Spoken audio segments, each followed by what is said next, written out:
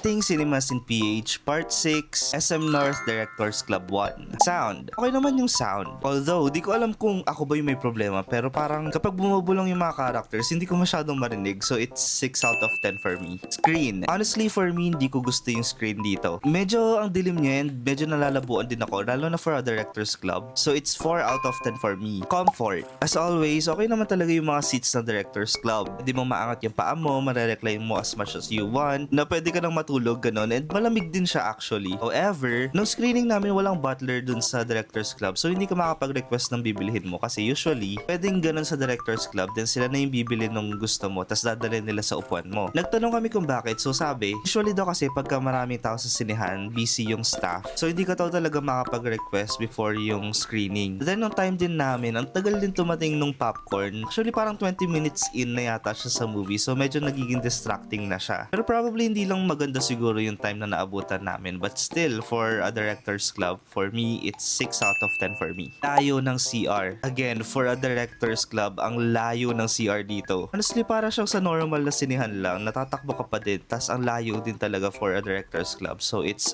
3 out of 10 for me. Price. 590 pesos na siya with dalawang popcorn. And actually, ito lang yung Directors Club na alam ko na dalawa yung popcorn na binigay. Then may option ka if water or coke din. So may dalawa kang popcorn tas may drinks ka pa. So tingin ko worth it naman siya sa price niya. So it's 7 out of 10 for me. Overall, honestly, sa overall experience ko, hindi ko siya ma-recommend lalo na for a Directors Club. For me kasi malaki talagang factor sa akin yung sound and screen. For a Directors Club na malabo yung screen tapos sakto lang naman yung comfort tapos ang layo din ng CR, I think hindi ko siya ganun ma-recommend. Marami na ako na-try na ibang Directors Club and I think hindi siya kasing level ng ganda ng iba.